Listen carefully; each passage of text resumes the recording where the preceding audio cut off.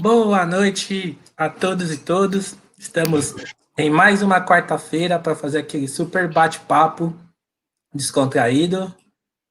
Antes de apresentar nossas convidadas de hoje, dá boa noite. Boa noite, Larissa. Seu microfone está desligado. Opa, boa noite. Boa noite, Sabrina, tudo bom? Boa noite, tudo bem? Bom, tudo bem. Então, vamos apresentar nossas convidadas. Eu faço aquela parte chata, que é fazer toda aquela parte acadêmica, né, de apresentação, e depois a gente vai para um bate-papo mais descontraído.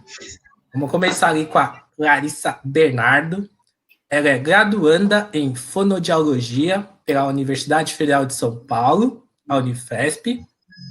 Ela atualmente realiza estágio no Hospital São Paulo, pela mesma universidade, né, pela Unifesp, e realiza estágio no Hospital São Paulo e faz atendimento a partir das demandas do SUS e é ex-professora e coordenadora do cursinho Carolina de Jesus. Bom, a nossa outra convidada, a Sabrina de Oliveira, ela é graduanda no curso de fonoaudiologia da Escola Paulista de Medicina da Universidade de São Paulo. Atualmente realiza curso de aperfeiçoamento em atenção à saúde do sistema prisional pela Fundação Oswaldo Cruz. É monitora das disciplinas de Linguística Geral e Linguística Aplicada à Fonoaudiologia pela Unifesp. Né? O currículo das nossas convidadas aqui, super graduandas, né? Para mim já posso falar fonoaudiólogas, né? Então a gente vai fazer um bate-papo aí, né? A gente fez um bate-papo antes, né? E a gente combinou que a primeira pergunta é por ordem alfabética, né? Então, a primeira pergunta vai para a Larissa, né? Agora é uma pergunta bem filosófica, né? Quem que é a Larissa? Responda pra gente essa pergunta filosófica.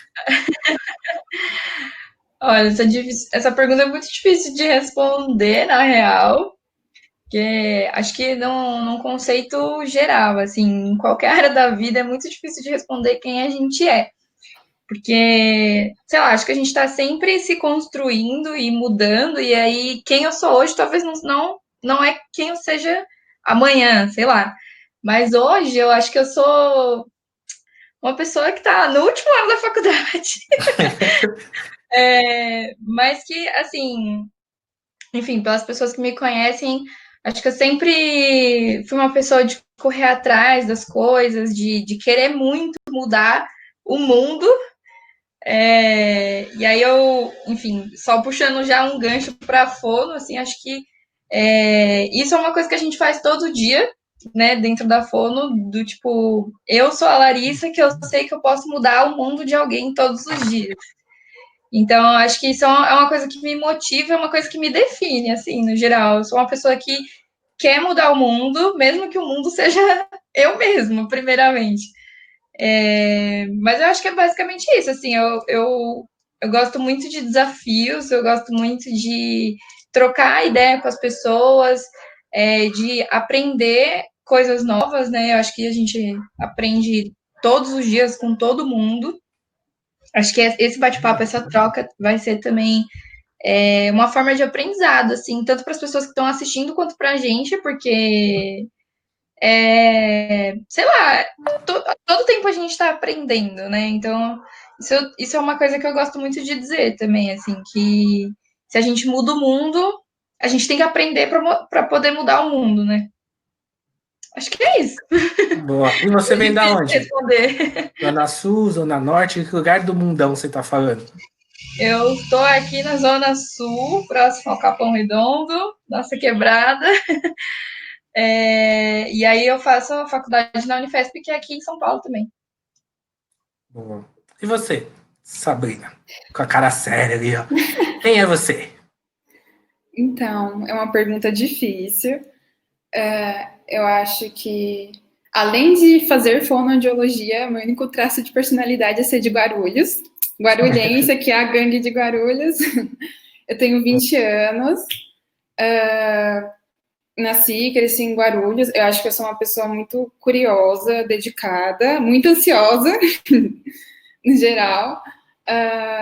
Eu acho que eu gosto muito, além de estudar, do que eu faço mais formal, da graduação. Eu não faço muita coisa atualmente, mas gostaria de fazer muitos projetos em mente.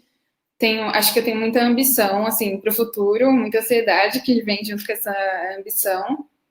E eu gosto muito de artes no geral. Eu sou muito indecisa, tipo, antes de decidir que eu queria fazer fono, eu cogitei muitas faculdades, letras, psicologia, 1 milhão de coisas, até filosofia. E aí eu tive que pensar sobre o que eu quero para minha vida e, tipo, eu decidi que, além de ser fono, eu posso ser muitas outras coisas, e aí eu decidi fazer algo que eu acho que eu me daria melhor, que eu tenho mais responsabilidade para atuar no trabalho, mas ainda assim eu não vou deixar de lado outras coisas, como eu gosto muito de ler livro mesmo adolescente, estudar sobre moda, artes, todo tipo de artes que eu acho que eu me interesso também. E eu acho que é isso. Boa. Só lembrando aí para as pessoas que estão assistindo, quiserem mandar super perguntas, só manda a perguntinha no chat aí que a gente faz a pergunta para nossas fonos aqui, né? Nossas especialistas. Bom, né? Carinha, tananana. Carinha de ansiosa. Vamos lá, Sabrina. Você falou que queria fazer muitas coisas, né?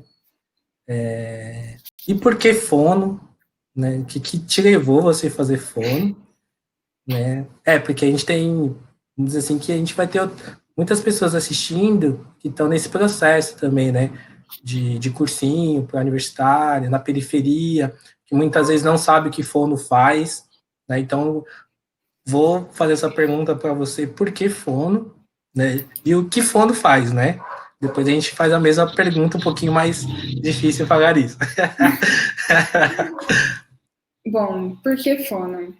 Assim, a maioria das pessoas que eu conheço vão falar da profissão, tipo, eu cresci querendo fazer isso, mas não, com fono, pelo menos comigo não é isso. Eu nem sabia o que fazia, tipo, até o 3º ano do ensino médio. E, assim, quando eu era criança, eu queria ser rica, ponto. Não pensava em trabalhar, é muita coisa. Eu queria ser rica, até hoje quero, né? Mas, assim, eu não me via muito como... Eu não cogitava muitas coisas para a faculdade e tudo mais. Eu já pensei em ser professora, já pensei em fazer letras, mas eu não gosto muito de literatura clássica e tudo mais. Eu gosto mais da parte de linguística. Eu já pensei em fazer psicologia. Eu ainda gosto de tudo isso. Mas aí, nessa pesquisa que eu fiz mais aprofundada no 3º ano do ensino médio, que no caso eu fiz técnico em meio ambiente, que não tem nada a ver com fono, e eu fui percebendo que eu não queria fazer algo relacionado ao técnico de meio ambiente, e eu comecei a pesquisar as áreas relacionadas, e eu percebi que fono tem essa parte de linguística, que eu queria fazer de letras, tem psicologia, a gente teve não sei quantos semestres de psicologia, psiquiatria, sempre dá para filosofar, que é em todas as áreas, no caso, né? Tem a ver com filosofia, que é uma coisa que eu cogitei também. E aí eu comecei a pesquisar sobre fono, e eu achei que eu sabia que a fono fazia, e aí eu me interessei e prestei o vestibular. Não me arrependo, eu nunca me arrependi de fazer, acho que cada semestre que passava, desde o ciclo básico, aprendendo sobre, sei lá, fisiologia renal, que não tinha nada a ver, mas que está no currículo, sabe? Porque a gente tem que aprender sobre o corpo humano no geral. Acho que eu nunca me arrependi. E o que faz fono? Basicamente, o fonoaudiólogo é o profissional da saúde responsável pela reabilitação, habilitação, avaliação, prevenção de saúde da comunicação humana, dos distúrbios que podem acontecer com a comunicação humana. E com a deglutição também, que eu acho que não fica tão claro quando a gente fala de comunicação humana. Então, a gente trabalha desde o recém-nascido até o idoso, não é uma coisa restrita a uma faixa etária, e a gente faz, como eu já falei, faz avaliação de audição, de fala, de linguagem no geral, que fala e linguagem são coisas diferentes, a linguagem é algo mais conceitual e a fala é algo mais motor. A gente faz avaliação, prevenção de saúde, enfim, sobre os distúrbios da comunicação humana. Entendi. Complexo. Filosófico também, né? O curso. E você, Larissa? Você é da Zona Super aqui de Sampa, né? Como que você conheceu o fono? E por que fono também, né? E conta pra gente um pouquinho que faz a profissional de fono, ou profissional de fono. Conta pra gente. Eu acho muito engraçado. Perguntam pra gente por que fono, porque quando a gente entra no primeiro ano, na faculdade, no primeiro semestre, é a pergunta que a gente escuta de todo mundo, de todos os professores, assim. Por que você escolheu fono? Nossa, mas o que chamou a atenção? E aí é muito engraçado que eu costumo dizer que eu não escolhi fono, a fono que me escolheu. Porque, assim, eu sempre fui uma pessoa que gostei muito de exato. E eu tinha para mim que eu queria ser engenheira. No ensino médio inteiro eu queria ser engenheira. E aí tanto que no terceiro ano eu prestei vestibular para engenharia, cheguei a passar e tal, mas eu também fiz para fono, né? O vestibular de fono. E aí assim, sendo bem sincera, uma das coisas que mais pesou para mim para entrar no curso de fono foi que era o único curso que eu tinha passado em São Paulo. E aí, levando em consideração todo o ambiente, toda a situação, mudar para outro estado, para outra cidade, é um negócio muito complexo e que vai uma grana, né? E, e aí, tipo, eu fiquei pensando, mas será que é isso mesmo? E aí eu comecei a pensar nas coisas que me levaram a ter a possibilidade de cursar, de fazer o vestibular para fono, né?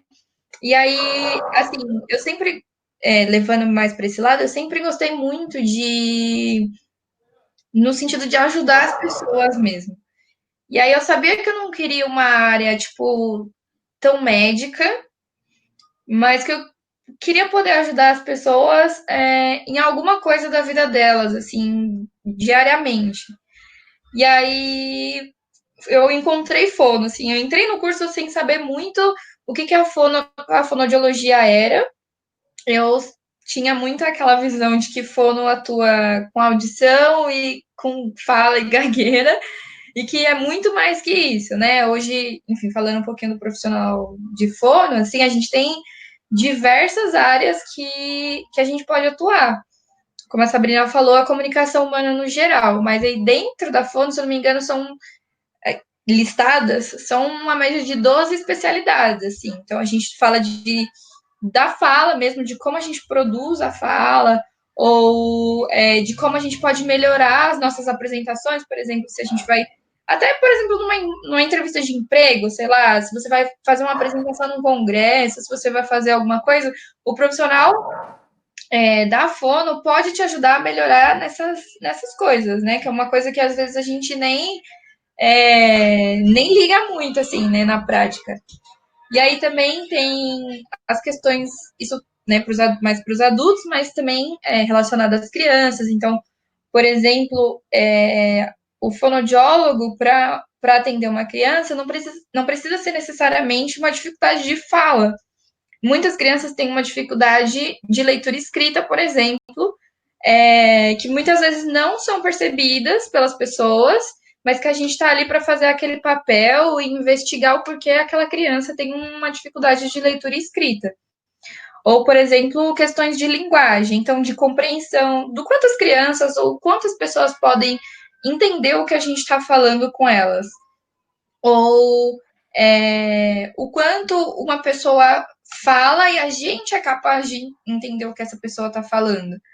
E aí, isso muito voltado para a parte da linguagem, né? A gente também tem a parte mais da audição, que essas questões de aparelhos auditivos, que muita gente usa, e a gente, assim, muitas pessoas têm essa visão de que mais idoso vai usar aparelho auditivo, e a gente vê que não, na nossa prática, assim, desde bebezinho, adolescente, por N razões, né? Por diferentes razões isso pode acontecer. E aí uma área que as pessoas não conhecem tanto é também as questões de equilíbrio, né?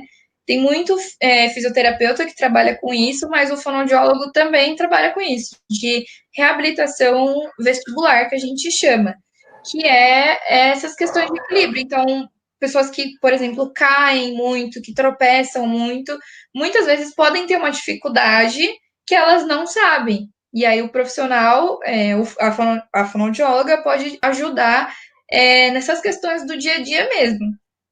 E aí, como uma outra área que a Sabrina falou, é a área hospitalar, que é mais voltado para a deglutição, né? Que é a questão de alimentação, engolir os alimentos, engolir coisas sólidas, líquidas no geral, né? Falando numa linguagem mais simples. Que a gente também pode atuar dessa forma dentro, e aí geralmente é dentro dos hospitais mesmo, ajudando muitas vezes num trabalho multiprofissional, assim. Então, não trabalhar sozinho, mas muitas vezes a gente está trabalhando com um nutricionista, trabalhando com um dentista, nas diferentes áreas, né? Com psicólogo, várias outras profissões, assim, que a gente nem imagina. E eu acho que é basicamente isso, assim, tipo, a gente pode trabalhar em todos os lugares possíveis. Então, fono pode trabalhar dentro de escolas, pode trabalhar em creches, clínicas, hospitais, até em empresas mesmo. Então, tem algumas empresas que até fazem contratação de fono para treinar mesmo os seus colaboradores para, sei lá, captação de clientes, de falar com outras pessoas, de levar a marca de uma empresa para outro lugar, para conquistar a pessoa, sabe? Então é muito legal assim que a gente consegue ver as diferentes faces da fono. Acho que é isso. Entendi. Falou bastante. Gostamos disso. Normalmente empresa, né? Normalmente sempre tem uma fono, um fonoaudiólogo, né? E um assessor de imprensa, né? Então, normalmente quem trabalha assim, empresa, conversando muito com o público, sempre tem esses profissionais aí auxiliando. Agora a gente vai inverter, a gente vai começar com a Larissa. Essa pergunta, né? Aproveitando que você falou que tem um universo para trabalhar fono, você deu vários exemplos, né? E você, Larissa, como que é o seu dia a dia? O que você trabalha? Explica pra gente um pouquinho como que é o seu trabalho aí. Então, a gente, na verdade, assim, eu vou falar um pouquinho, a Sabrina fala depois, mas hoje, atualmente, eu estou fazendo o estágio obrigatório, né, da universidade, que é no Hospital São Paulo. Só que eu não atuo diretamente dentro do hospital. A gente está atuando em ambulatórios, que são consultórios que ficam próximos ali do Hospital São Paulo. E aí hoje eu atendo um paciente que ele é um paciente neurológico, um paciente, até que eu falei mais ou menos de linguagem, que é, por exemplo, um paciente que teve um AVC, pode ter qualquer lesão neurológica, e bateu a cabeça, teve um traumatismo, e ficou com uma dificuldade de fala. Então, hoje eu atendo um paciente que tem uma dificuldade de fala e também é um paciente idoso. E aí a gente vê também que muitos pacientes idosos podem desenvolver o que a gente chama de demência mesmo, né? Que passam a esquecer das coisas, que começa a ter mesmo uma dificuldade de linguagem, de fala, e aí a gente pode, e hoje eu atuo com um paciente nessa condição. Aí, além disso, a gente também tem pacientes que são crianças surdas e que, em sua maioria, usam o aparelho, né, o implante coclear, que é um tipo de aparelho que é colocado por cirurgia nas crianças, que podem ou não desenvolver fala. Então, hoje, a minha paciente, ela tem fala, ela desenvolveu fala, e aí o que a gente trabalha com ela é essa questão de produção de fala. Então, por exemplo, a gente está falando aqui, a gente está entendendo o que o outro está falando, a gente consegue perceber o que o outro está falando. E uma criança surda, não necessariamente, né? Ela tem uma dificuldade maior de compreender, de entender o que a gente está falando, porque ela começou a ouvir depois. Quando a gente nasce ouvindo tudo, né? Quem não tem uma perda auditiva, nasce ouvindo tudo. Qualquer som do ambiente, se uma porta bate, a gente percebe. E aí essas crianças têm essa dificuldade de percepção. E aí, consequentemente, elas demoram mais para aprender a falar, para aprender a ler, para aprender a escrever. E aí a gente tem esse papel no nosso dia a dia de ensinar mesmo essas crianças a falarem, a conhecerem as coisas. Muitas vezes, pelo fato de não escutar, elas não associam, por exemplo, de que isso aqui é uma garrafa de água. E o nosso papel é, por exemplo, dar esse vocabulário para essa pessoa, né, para essa criança. Enfim, são várias áreas que a gente está atuando atualmente, né, na graduação. Outra coisa que a gente também atende são pacientes que têm uma doença, que nascem com uma doença que a gente chama de fissura lábio-palatina, que acho que algumas pessoas já podem ter visto, que é na sequência aqui do lábio aberto. E aí tem um trabalho multiprofissional, assim, com otorrino, com dentista, com várias coisas, várias especialidades, para ajudar nisso, né? Geralmente essas pessoas fazem cirurgia e tal, e aí o que a gente faz nesse caso, é muitas vezes um trabalho de fala também, porque isso aqui é corrigido, né, essa fissura, e aí as crianças muitas vezes ou adultos, né, têm dificuldades de fala. E aí a gente consegue ajudar, né, e corrigir isso também na prática. Porque, assim, a nossa terapia, o trabalho do fonoaudiólogo é um trabalho como qualquer outro, assim, e aí eu posso falar mais de psicólogos, fisioterapeutas, enfim. É um trabalho constante. Então, assim, se a gente faz um exercício com um paciente um dia e não faz nunca mais, ele não vai conseguir aprender. Então, é um trabalho de constância mesmo, da gente trabalhar um pouquinho cada dia e fazer um pouquinho cada dia por aquilo, por aquela pessoa, fazer um trabalho diferente cada dia para que isso possa mudar, né?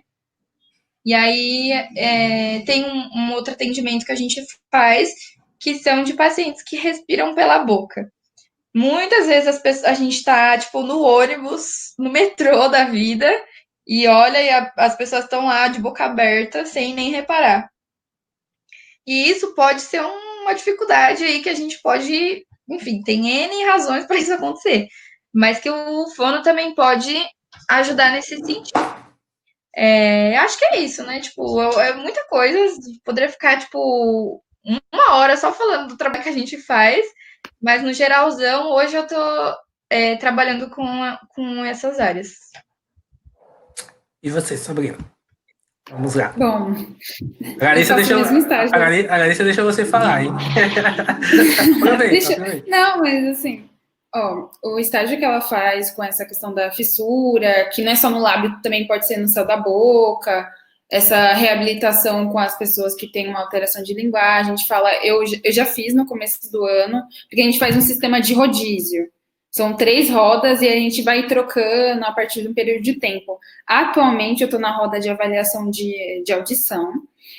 E aí, a gente só faz a avaliação. A roda que eu estava antes é também de reabilitação auditiva, que tem essa questão das crianças que nasceram com uma perda ou tiveram uma perda progressiva.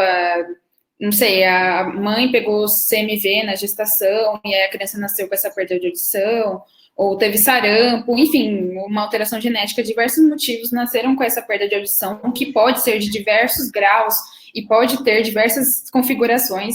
Acho que as pessoas acham muito que é só o nível de surdez da pessoa, tipo, ela não escuta um pouco, ou ele escuta mais, mas existem diferentes configurações que, por exemplo, a pessoa pode ouvir os graves, os sons mais graves e perder totalmente os agudos. Só que a maioria dos sons da nossa língua estão nesses agudos. Então, se a pessoa tem essa configuração, que ela perde mais para esses sons mais agudos, mais finos, ela perde totalmente os sons principais da nossa língua. Então, ela não vai entender nada de fala. E aí pode ter essa questão da prótese, como a Larissa falou, e é o fonoaudiólogo que tem que adaptar de acordo com a configuração da perda, do grau da perda, o estilo de vida da pessoa, e tudo isso a gente tira na anamnese e a gente tem que levar em consideração se a pessoa vai ter dinheiro para comprar a pilha, porque isso é uma coisa que a gente vê bastante no atendimento. O paciente vem, muitos idosos, e aí não usa, a gente vê lá no aparelho, porque ele denuncia a pessoa, quantas horas por dia ela usou o aparelho. A gente vê 2 horas, não gostou do aparelho, acha que não precisa, mas aí o paciente vai lá e fala que não tem dinheiro para comprar pilha. E a pilha dura, não sei, depende do tipo de pilha, mas tipo 2 semanas e é caríssimo. Então a gente lida sempre com essas questões sociais no nosso atendimento, a gente tem que levar em consideração, a gente tem que dar o suporte. Eu estou fazendo essa parte de avaliação da audição, adaptação de prótese, e eu estaria fazendo, se não fosse por conta da pandemia e tudo mais, a avaliação do distúrbio do processamento auditivo, que, assim, eu acho que é uma das coisas que as pessoas menos conhecem, uma das patologias da fono, e que, assim, eu conheço muitas pessoas que olham e falam, mano, essa pessoa tem isso, e isso afeta totalmente, principalmente em crianças, sabe? Criança atenta, que não consegue prestar atenção, não consegue compreender. Quando você fala uma frase mais longa, ou faz um pedido que não é simples, tipo, pega o sapato, depois vai ali, depois vai ali. A criança só faz a primeira coisa porque ela só lembra a primeira coisa. E não é um problema de memória em si, sabe? Talvez seja, mas também pode ser porque ela, além de você ouvir, você ter o tímpano bom, os ossinhos bons, você não tá com uma infecção de ouvido, 1 milhão de coisas que podem acontecer e causar uma perda de audição, você pode ter uma alteração do processamento cerebral dessa informação auditiva. E não pode parecer uma coisa assim horrível, tipo, meu Deus, uma alteração cerebral, nunca vou recuperar isso, mas não, a fono trabalha isso e é a partir do treinamento, justamente esse treinamento auditivo que a gente tenta reabilitar essa alteração. Isso pode dificultar o aprendizado, assim, total, principalmente nessa fase escolar. Todas as alterações de linguagem afetam o aprendizado. Acho que as pessoas, principalmente as pessoas que não têm uma alteração de comunicação humana, elas talvez não vem a importância do trabalho, mas a gente tem que pensar que, primeiro, a gente precisa ter estabelecer uma comunicação oral, ouvir, compreender o que a gente ouve, porque não é só ouvir, ter esse processamento auditivo central bom, e falar para a gente aprender a ler e escrever, como a Larissa falou, e só assim, lendo com proeficiência, lendo com rapidez, entendendo o que a gente lê, que eu acho que falta para muitas pessoas, a gente vai conseguir aprender qualquer outra coisa, porque se a gente não lê com proeficiência, a gente não aprende nenhuma das outras matérias, nem matemática, nem geografia, nem filosofia, e a gente só chega nesse nível maior de estudo e tudo mais, porque justamente a gente já tem essas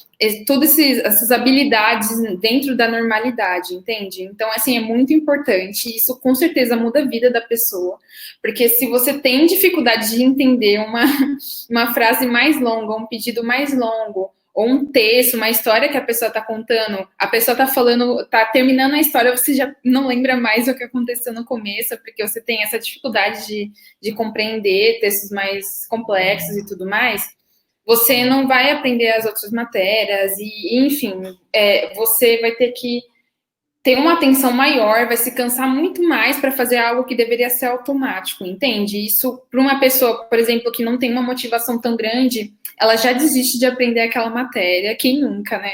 Já pensou, é muito difícil, eu não vou nem tentar. Então, isso eu acho que é um super definidor da vida da pessoa, e é super importante, é uma das coisas, o distúrbio do processamento auditivo central, é uma das coisas que acho que as pessoas fora da fono não conhecem nem um pouco. Então, a gente deveria estar fazendo essa avaliação da audição. Eu passei, como a Larissa já falou, por essa parte de reabilitação neurológica dos distúrbios adquiridos de linguagem, tipo uma pessoa que teve um AVC, um TCE, e aí ela não consegue entender totalmente o que as pessoas falam, ou ela não entende nada, ou ela não consegue falar direito, e enfim, também distúrbios de fala em si, que é a disertria, também por conta de um AVC, um TCE, alguma alteração neurológica, uma demência, enfim. Eu fui de um grupo de orientação a pais de crianças que têm alterações de pragmática, que, assim, uma patologia que é a mais conhecida por conta dessa alteração de pragmática é o autismo, né? Que a criança tem essa alteração de intenção comunicativa. Então, a gente fazia orientação, e nesse período de pandemia a gente fez essa orientação online, desse tipo dos pais dessas crianças. Além disso, eu passei na reabilitação de disfagia, que é essa alteração da deglutição. Acho que foi um dos estágios que eu tive mais contato com essa área hospitalar mesmo, com bastante secreção, com o pessoal gosta de, tipo, mais da área da medicina, enfermagem. A gente fez um trabalho multiprofissional. Além disso, eu fiz estágio na PAI de São Paulo, que agora é Instituto Jô Clemente, com as crianças que têm diagnóstico de deficiência intelectual. Então, fazer um trabalho totalmente multidisciplinar, fazer estimulação de linguagem, enfim. Mas, basicamente, eu acho que de tudo isso que a gente pode falar, não só da fono, mas qualquer área de reabilitação em si, a gente tem que lembrar que o trabalho é baseado principalmente na ideia da plasticidade neuronal, neuroplasticidade, né? De que você pode rearranjar seus neurônios a partir da sua experiência. Então, se você vai na fono com frequência, faz exercícios em casa, você pode sim ser reabilitado ou habilitado daquela patologia que você tem em relação à comunicação humana ou qualquer outra área que a físio, a terapia ocupacional, enfim, psicologia mesmo trabalha. Eu acho que é isso. Entendi, agora sim, falou bastante, falou bonito, né? Por bastante tempo, gostamos assim, né? Eu queria falar um negócio rapidão. Fala. Que manda. Um papo que eu acho muito importante, assim, da gente falar, não só aqui, mas até na nossa prática mesmo de estudante de fono, na nossa prática de fonoaudiólogo, que é uma coisa que a gente não vê, essa questão mais social mesmo que a Sabrina tinha comentado, assim, tipo, e não porque a gente atende SUS, mas no geral, assim, eu acho que muitas vezes a gente atende, sei lá, às vezes as pessoas têm uma noção de que fono é um atendimento caro, um atendimento que precisa gastar super e tal, e não, né? A gente tem isso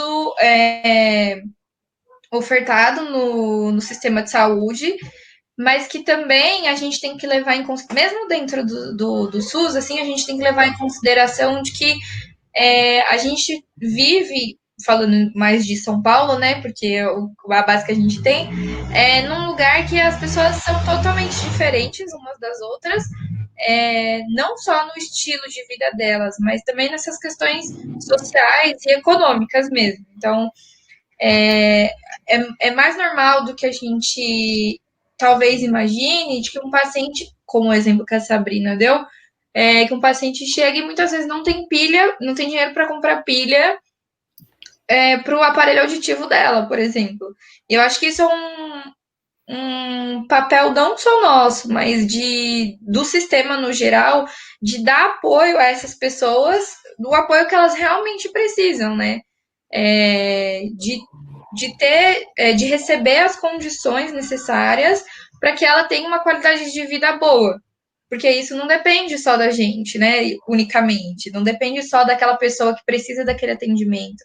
Acho que depende muito do sistema no geral, de dar meios para a população que não tem, sabe? Isso é uma coisa que falta muito no geral, de não ter mesmo. Tipo, muitas vezes a gente quer ofertar uma coisa para o paciente e a gente não tem da onde tirar para poder dar aquilo para ele, sabe? Acho que é um debate muito legal da gente fazer mais ainda dentro da nossa prática clínica, assim, porque acho que a gente tem que fazer tudo que está ao nosso alcance, mesmo que isso seja sair da onde a gente está e falar com um outro profissional do outro lado da rua, sabe? E muitas vezes a gente não vê isso na prática. Tá, então aproveitar esse gancho que vocês estão falando de questões sociais, né? E aí eu quero... Vou fazer a pergunta e eu vou deixar vocês escolherem quem vai responder primeiro, tá? Mudando muito para a questão social, né? Então, a gente tem várias problemáticas, né? A questão racial é uma delas, né? Que questão do racismo, né?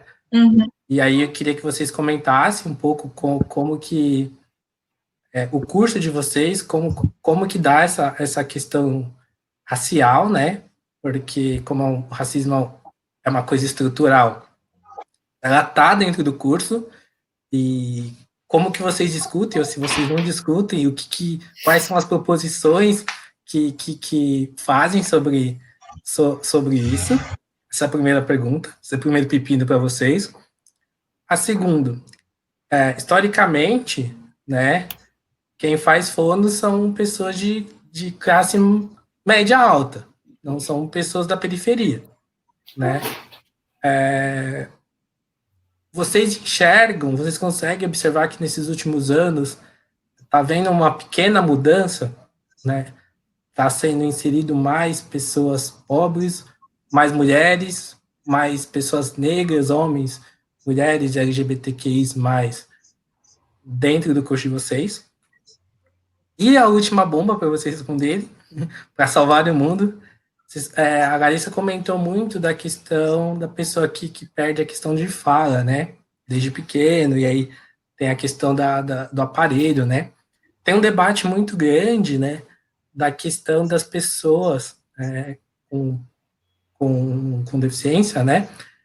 De não ser forçadas a aprenderem a falar, mas serem introduzidas na língua materna delas, né? Oficial, que muitas vezes elas não aprendem.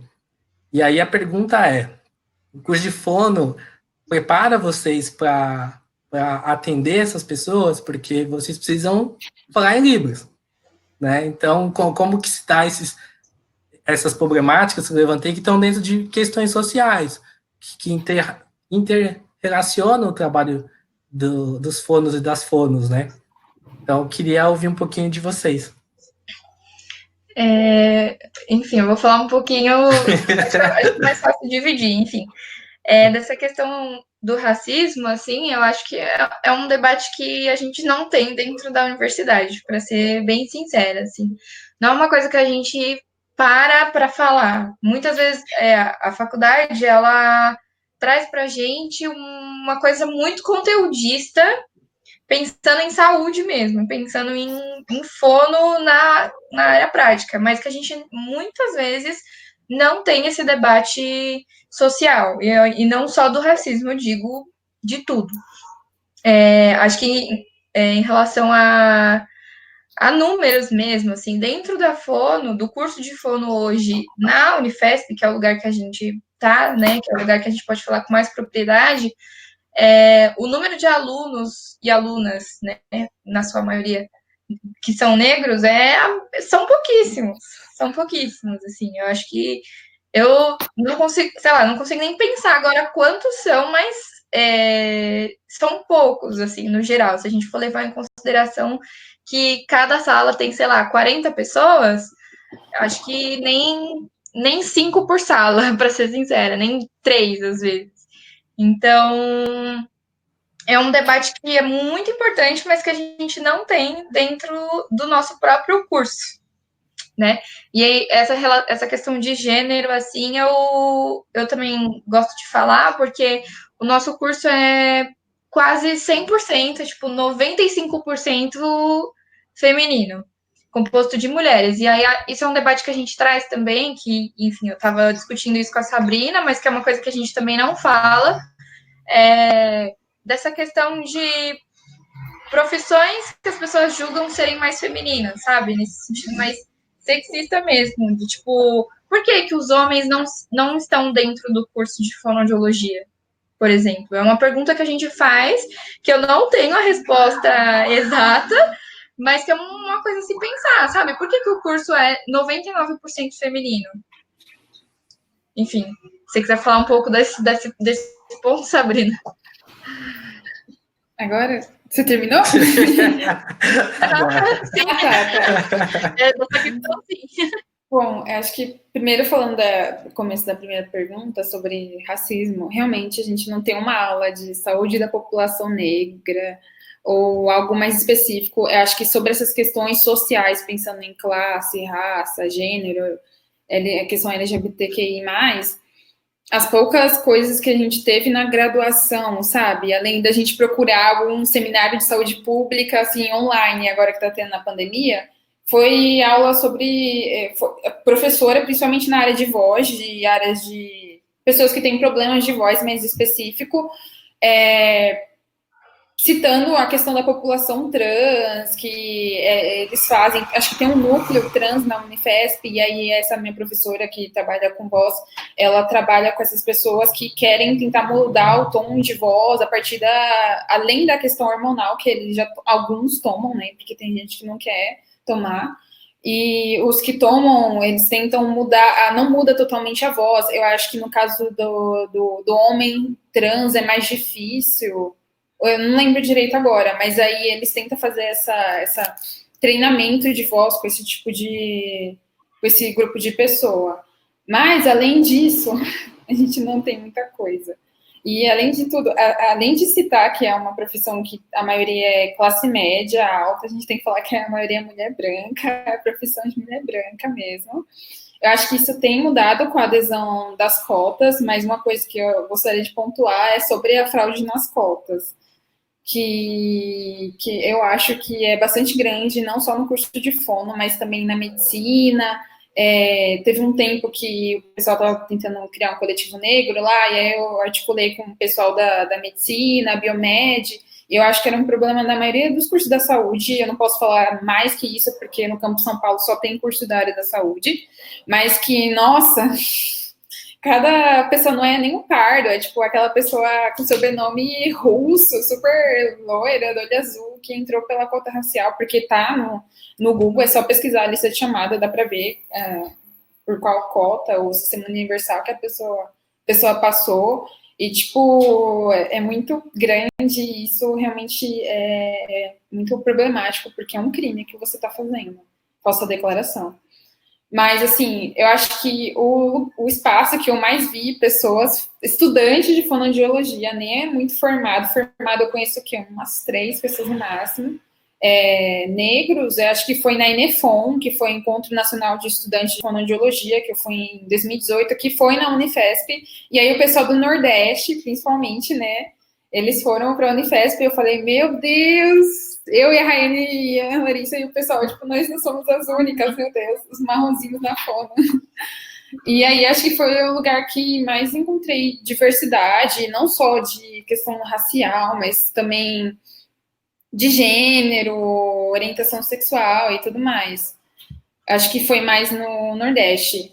Para falar do perfil dos estudantes de fono, eu lembro que eu vi no Conselho Federal de Fono alguns dados que eu acho que, além de falar sobre isso, a questão de região do país, eu acho que é muito, muito grande. Tem, assim, profissional formado e cadastrado no conselho, assim, tem quase 13 mil no estado de São Paulo e tem 50 no Acre. Assim, tem uma divisão muito grande nesse eixo sudeste, sul, e tem muito pouco no nordeste, norte, e, assim, principalmente em São Paulo, porque o segundo estado brasileiro que mais tem fonos é o Rio de Janeiro, e tem, tipo, 6 mil, sabe? Não é tanto quanto São Paulo.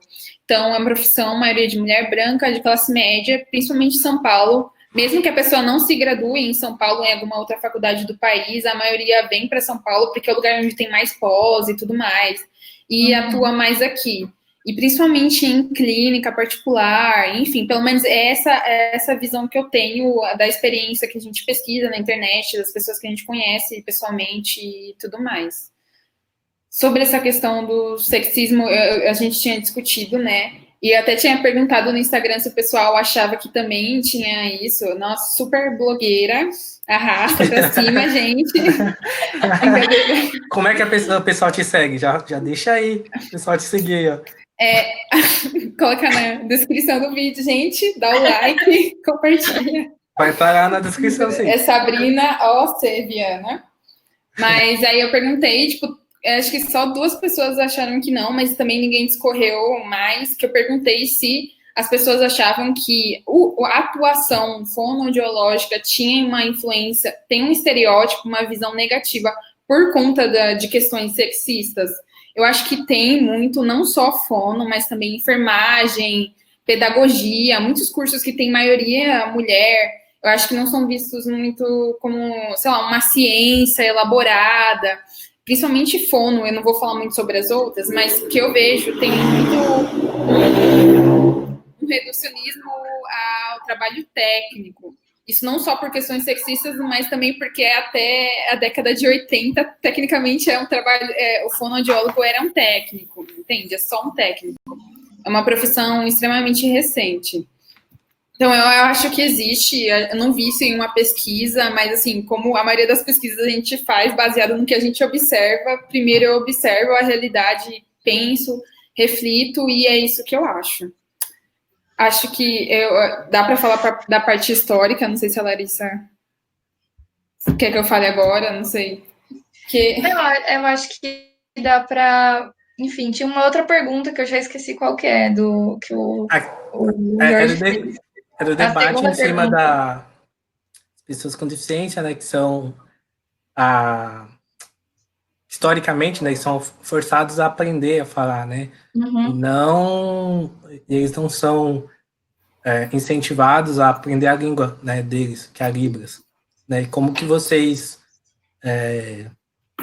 não vou perguntar se vocês aprendem Libras lá na faculdade, pelo que vocês já falaram, né? A resposta eu vou perguntar só para vocês complementar a resposta, né? Como que a questão né? A gente tem essa problemática, né?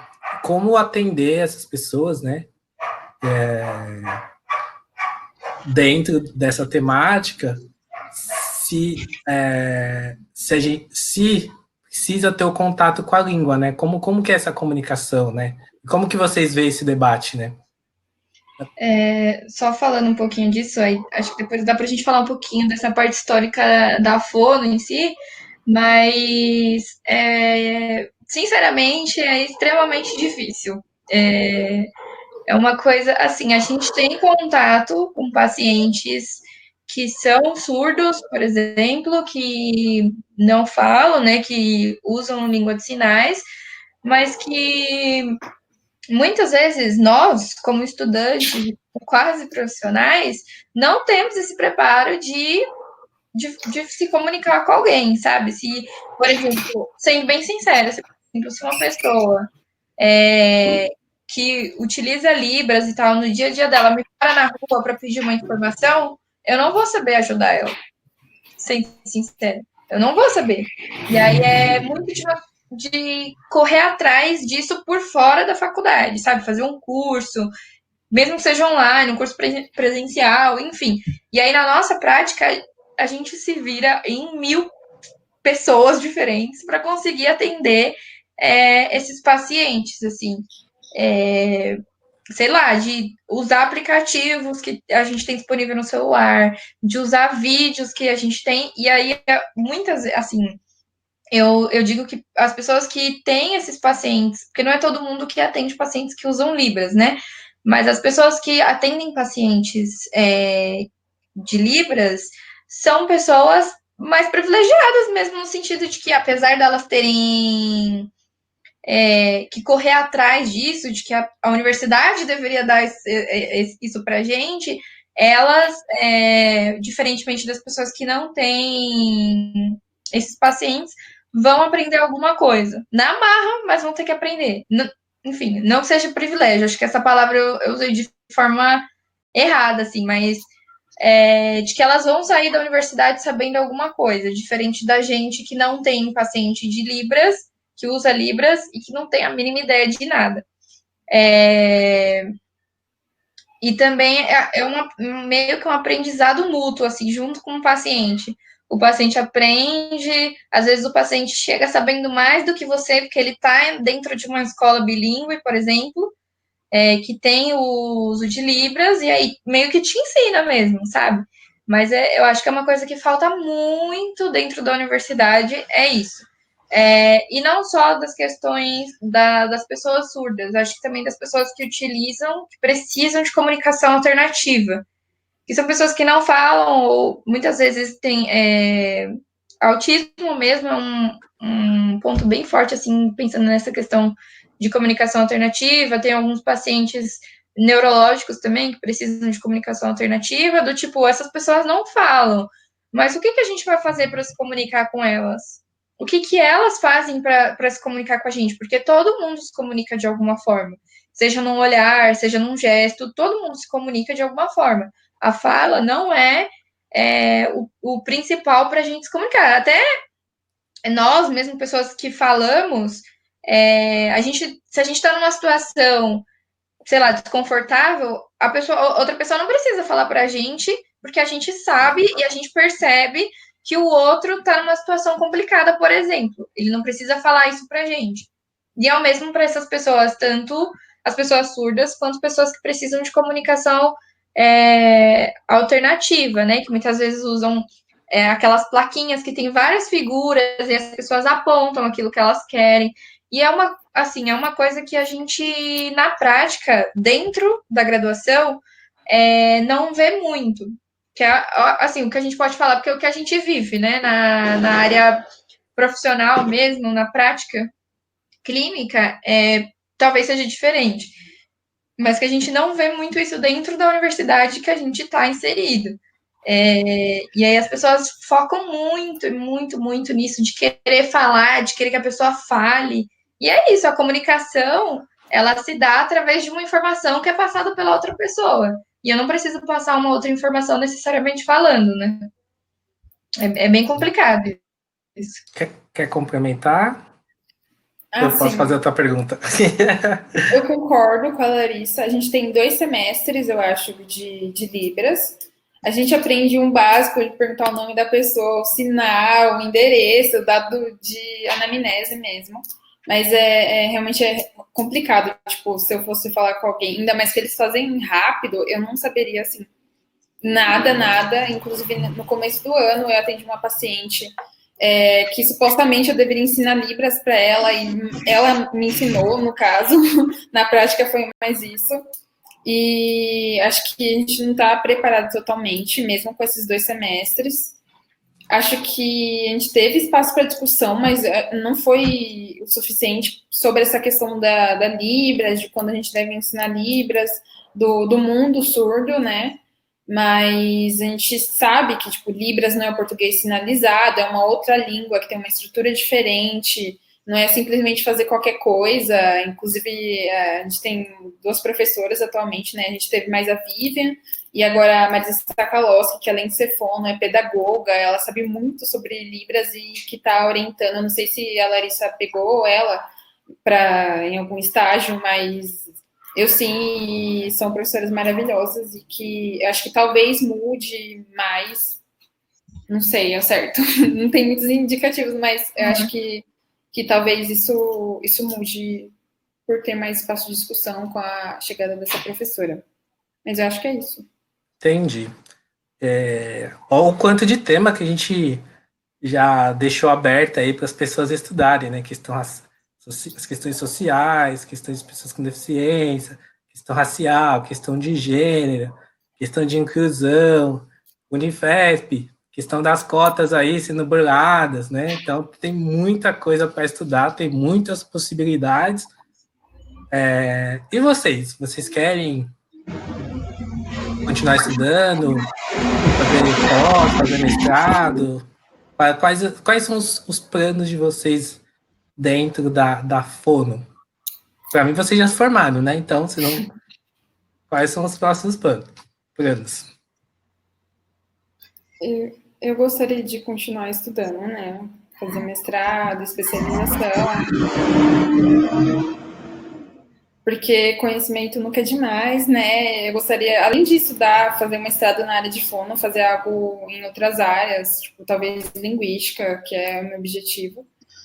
E ter trabalhar muito, né? Porque a gente tem que ter experiência. Acho que não adianta só a gente aprender tudo na faculdade. A gente tem que ter bastante experiência com a criança, com o adulto, com o idoso, com a área que a gente quer seguir, para a gente meio que redescobrir tudo que a gente foi ensinada a partir da prática. Tipo, olha, realmente é isso que a gente aprendeu, não é aquilo. Enfim, fazer todo o processo de evolução do conhecimento em fonoaudiologia a partir da prática, da experiência. Queria muito também que tivesse mais projetos sociais de fono, ou da área da saúde no geral, que a fono atue, porque eu não vejo muito de discussão sobre fono nas periferias e tudo mais, e de atuação mesmo, tipo, grupos de estimulação, enfim.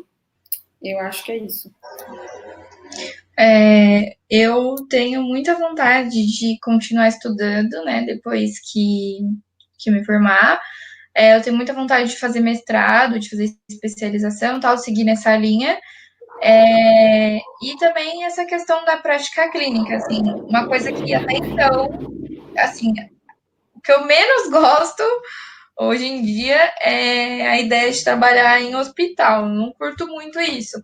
Mas eu tenho muita vontade de trabalhar em escolas. É uma coisa que eu tenho, assim, que eu desejo. Trabalhar em escolas e atendimento mesmo ao público, né? Atender as pessoas no geral. Mas, enfim, só puxando já um pouquinho o gancho porque eu faço. Hoje eu faço uma iniciação científica, né? Que é em relação às crianças e em como algumas dificuldades que às vezes as crianças podem ter influenciam na aprendizagem delas. Então, por exemplo, eu estou fazendo uma pesquisa, enfim, sobre crianças que têm dislexia, né, que é uma dificuldade, que é um transtorno de leitura, e em como elas podem, por exemplo, utilizar o movimento dos olhos na leitura. Será que o movimento dos olhos dessas crianças estão prejudicados e isso pode prejudicar ainda mais a leitura delas, já levando em consideração que são crianças disléxicas? E aí tem, enfim, uma série de questões, por exemplo, que crianças disléxicas ou pessoas no geral, por exemplo, em vestibulares, podem ter o direito de ter 1 hora a mais no vestibular para fazer a prova. E aí, o quanto essas outras questões podem influenciar na vida dessas crianças e dessas pessoas. E aí é uma coisa que eu acho muito legal, é uma coisa que eu quero dar continuidade depois que me formar, para saber mesmo o quanto eu posso contribuir na prática para essas crianças. Às vezes eu posso chegar numa escola, tem uma criança, sei lá, chegar numa escola aqui da Quebrada, tem uma criança que não está conseguindo aprender nada. E muitas vezes não é uma dificuldade, sei lá, não é um problema que seja da escola, por exemplo, mas é um problema que aquela criança tem e muitas vezes as pessoas acham que não é nada, sabe? E aí o nosso trabalho pode influenciar diretamente naquilo que aquela criança está vivendo. Eu acho que isso é uma área, assim, é uma área que me interessa muito, muito, muito mesmo, e é o que eu pretendo seguir daqui para frente. Entendeu? Acho que o que fica para a gente aqui também, né, é que é mais um curso dentro da universidade, né, que a gente defende, universidade pública, gratuita e de qualidade para todos, mas é uma demonstração que mais um curso ele precisa sair da universidade, né, e precisa ser inserido realmente na sociedade e conversar com outras áreas, né, é o que fica, pelo menos para mim. E aí a gente começou com a Larissa, foi? Foi a primeira pergunta que foi para a Larissa no começo? Foi, Larissa, que foi você? Foi, então a gente vai inverter agora, que a gente está chegando aos finalmente, né? Sabrina. Tadadana. Que pergunta que eu deveria ter feito para a Larissa que eu não fiz? Faça uma pergunta para a Larissa. Não sei. Eu não sei, de verdade. Vou passar, hein? Vou fazer para a Larissa pedir para perguntar para você. Então vai, Larissa, que pergunta você gostaria que eu fizesse para a Sabrina que eu não fiz? Enquanto a Sabrina pensa a pergunta para você aí. acho que assim, uma coisa que seria legal de falar é qual, assim, como pode ser uma pergunta meio difícil, assim, mas qual você acha que é o papel do trabalho que você faz hoje, pensando, enfim, nas suas iniciações científicas, para as pessoas, assim, tipo, o que sua pesquisa pode contribuir para as pessoas no geral? Boa. Pergunta complexa, Assim, hein? Mas então, ó, eu fiz a primeira iniciação, que foi mais para a área de audição, que meu objetivo era criar esse mapa de risco para audição dentro do Hospital São Paulo. Eu acho que tem tudo a ver tem muita aplicabilidade. O objetivo era principalmente mostrar que tem lugares do hospital, principalmente na região que não tem os médicos, enfermeiros, mas tem o pessoal que trabalha mais como técnico, da manutenção mesmo do hospital, que essas regiões têm um maior risco para perder a audição.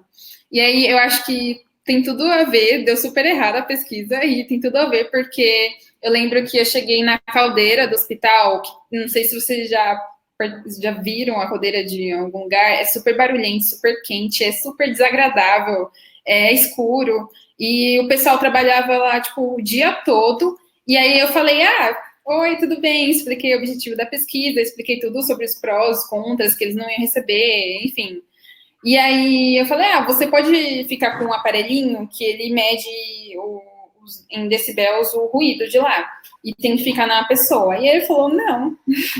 E eu, por que não? E aí ele falou que eles não recebiam um protetor auditivo há meses e que eles não iam participar da pesquisa porque eles sabiam que não iam trazer resultado. E, tipo, eu não posso obrigar ninguém a trabalhar. E, tipo, sem esses dados da caldeira, que é o lugar onde eu achava que ia ter esse risco, minha pesquisa, assim, foi assim, não trouxe os resultados, não cumpriu com a minha hipótese. E, tipo, eu fiquei super triste, mas é verdade, sabe? Eles não recebiam essa proteção de audição. Tipo, não tem como a gente ficar fazendo só pesquisa e não pensar nessa parte política, nessa parte de recursos, porque eu faço a pesquisa e falo, eles vão perder a audição daqui a não sei quantos anos.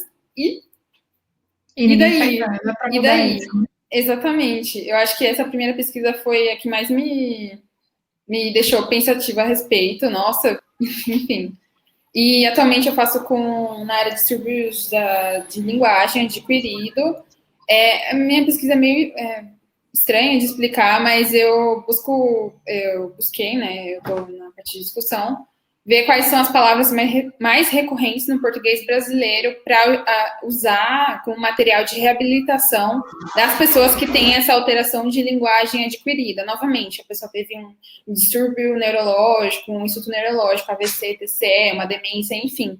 E ela tem essa manifestação que se chama anomia. Então, ela tem essa dificuldade de lembrar o nome das palavras. Todo mundo tem algum grau, né? A gente fica pensando, mano, aquela palavra lá tá na ponta da língua.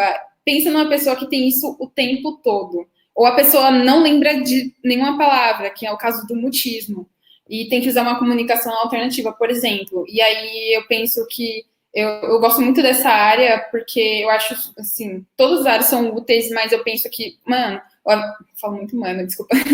O AVC, assim, tá cada vez mais recorrente, principalmente na população de baixa renda, a pessoa às vezes não sabe o número do SAMU, ou, enfim, muitas coisas que podem agravar esse insulto neurológico, demora para chegar no hospital, não tem dinheiro para pagar uma fono, enfim, que podem piorar esse estado da pessoa e que precisa urgentemente dessa reabilitação. E, no caso, o resultado da minha pesquisa seria ideal para a reabilitação adequada desse tipo de indivíduo. E a outra que eu faço, que é com a Marisa Sakalowski, que eu super puxo o saco. Inclusive, eu pensei, será que eu falo o nome dela, já que vai para o YouTube? Vou falar, porque eu amo ela.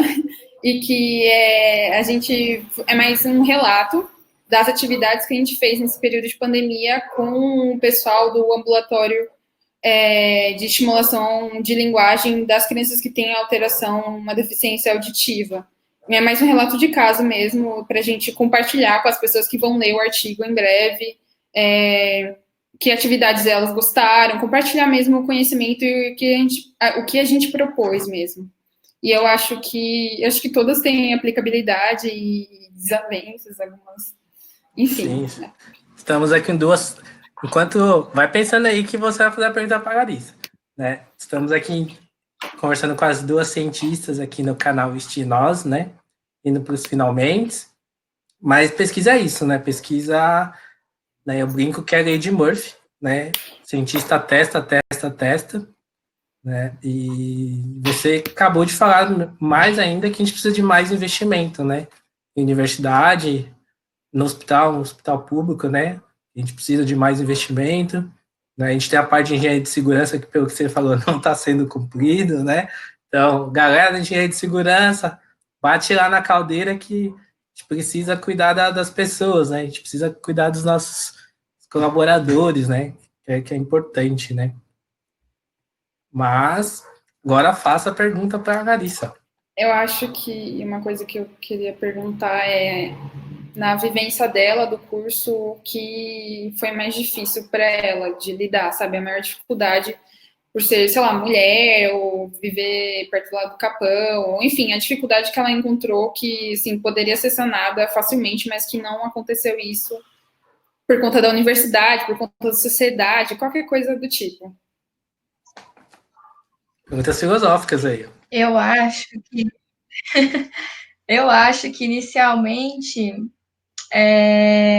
a minha maior dificuldade foram duas, na verdade. Acho que uma delas é mobilidade. Assim, agora a vida ficou um pouco mais fácil por causa da queridíssima linha Lilás.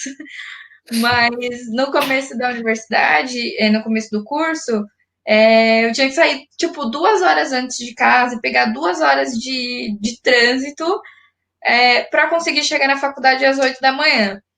E isso, por si só, já era uma coisa que me deixava cansada.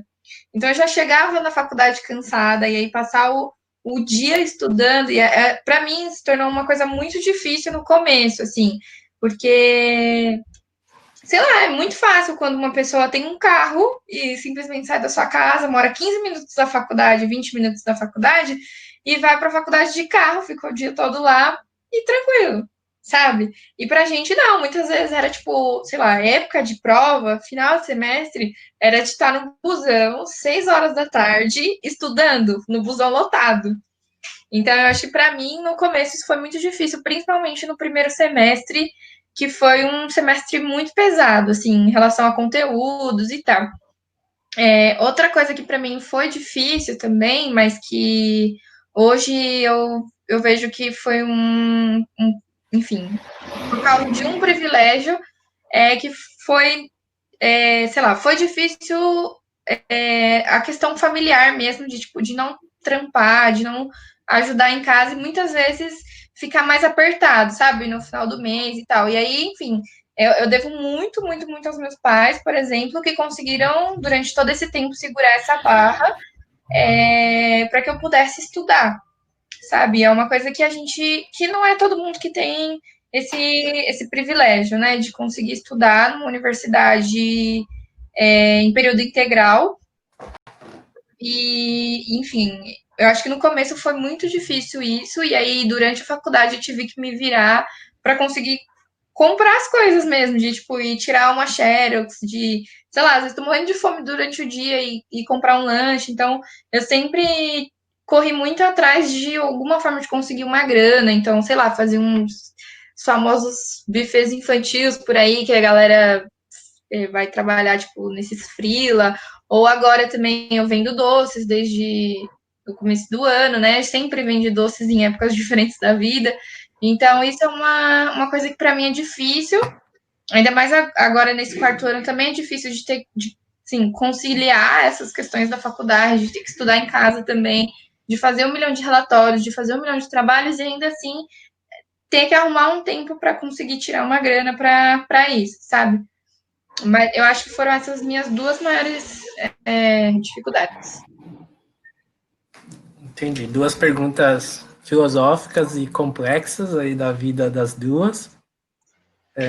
Queria saber de vocês, se vocês querem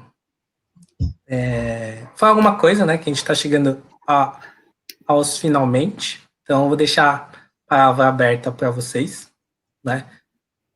Começa com a Larissa, que a gente começou antes, e aí a gente encerra depois com a Sabrina.